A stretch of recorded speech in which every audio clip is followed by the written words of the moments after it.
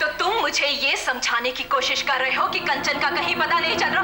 कंचन सोनी का, जिसका खौफ दिखा के शहर की हर माँ अपने बच्चे को डराया करती है।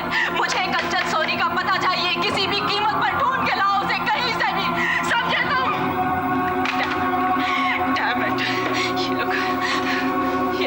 ये लोग क्या समझते हैं? हम बेवकूफ हैं, ये हमें कहेंगे और हम इनकी बात पर यकीन कर लेंगे।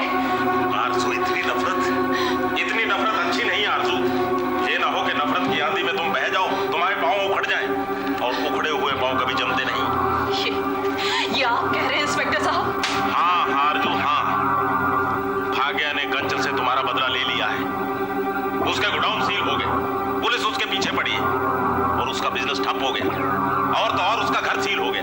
भगवान जाने वो कहां होगी। पूरा शहर और पूरी पुलिस उसे जानती है कि वो कैसी दिखती है। उसे छोड़ दो आरज़ू, उसे अपने हाल पे छोड़ दो। मैं जानता हूं कि उसने तुम्हें ठेस पहुंचाई है, तुम्हारा दिल दुखाया है, मगर भगवान ने उसे इतनी बड़ी सजा दे दी। और क्या सजा देना चाहती हो उसे? मैं उसे बर्बाद कर दूंगी, मार डालूंगी मैं उसे, खून पी जाऊंगी मैं उसका। अगर वो रास्ते में कहीं मुझे भीख मांगती हुई नजर आई ना, तो उसके हाथ से भीख का कटोरा छीन लूंगी मैं। उसके तो हाथ पांव तोड़ के उसे कोने में बिठा देना चाहिए, ताकि वो सारी जिंदगी तरसती रहे, तड़पती रहे। उसे नहीं छोड़ूंगी मैं उसे, बदला लूंगी मैं उससे। आरज़ू, ये तुम क्या कह रही है? कंचन के लिए ऐसी बातें कर रही है तू? अरे तारा, कब आई? बहुत देर पहले आई थी, मैंने सब कुछ सुन लिया। कंचन के लिए ऐसी बातें कह सकती हो? इतनी नफरत? तारा, तुम नहीं जानती कंचन ने क्या किया है। कुछ भी किया हो, चाहे तुम्हारा कितना बड़ा नुकसान किया हो, मैं कभी सोच भी नहीं सकती कि तुम कंचन के बारे में ऐसा सोच सकती हो। तारा, तुम ही आरज़ू को समझाओ कि अगर दूसरों के लिए मन में इतना जहर भरा हो, तो अपना खुद का मन भी मैला हो जाता है।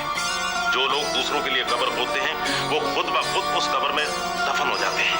अगर ये छोटी सी बात लोगों की समझ में आ जाए, तो ये क्राइम, ये दंगे फसाद और ये बदले की भावना जन्म ही न लेगी। हाँ तारा, आरज़ू को कहो कि ये लड़ाई बंद कर दे। इसके ये लड़ाई बंद करने से हो सकता है ये जंग खुद ब खुद बंद हो जाए। वैसे भी हम आरज़ू और कंचन की लड़ाई में बहुत नुकसान उठा चुके हैं।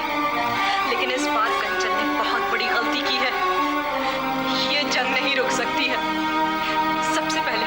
सबसे पहले उसने मकरंद पे शक किया, मकरंद की मदद नहीं की जब वो जेल में था। ओके, फेयर है ना, हमने कुछ नहीं कहा। उसके बाद में उसने हम पर हमला करवाया, तब भी हमने उसे माफ कर दिया। लेकिन अब की बात तो पानी सर के ऊपर से निकल गया है। अब मैं उसे माफ नहीं करने वाली, बिल्कुल माफ नहीं करूंगी मैं उसे। आरज़ू, भगवान ने तेरी तरफ से उससे बदला तो ले लिया है, तब भी? हाँ, तब भी नहीं आरज़ू, तू उससे बदला नहीं लेना चाहती, तू उसे टॉर्चर करना चाहती है, उसे रुला रुला के तड़पा कर खुश होना चाहती है। नहीं Aarzoo, I don't agree with you, और ना ही मुझे तुमसे कोई हमदर्दी है, किसी को भी नहीं होगी। मैं क्या, कोई भी नहीं सोच सकता कि तू किसी के बारे में ऐसा सोच सकती है, दुश्मन के बारे में भी नहीं। और कंचन तो हमारी दोस्त है। कंचन दोस्त थी तारा। नहीं आरज़ू, एक बार जिससे दोस्ती कर ली जाती है, उससे जिंदगी भर दोस्ती निभाई जाती है। तो ये बात कंचन क्यों नहीं सोचती? सोचना ना सोचना कंचन का काम है। अगर सामने वाला घटिया हरकत पे उतर आए, इसका मतलब ये तो नहीं कि तुम भी गिर जाओ। तुम तो कभी गिरी हुई नहीं थी आरज़ू।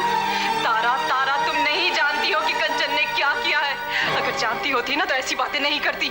उसने चाहे जो भी किया, लेकिन उसे बर्बाद करने की तुम्हें सोचनी तक नहीं चाहिए। ठीक, हाँ, चलो मेरे साथ, मैं बताती हूँ कि उसने क्या किया है, और उसके बाद में दोहराना यही बातें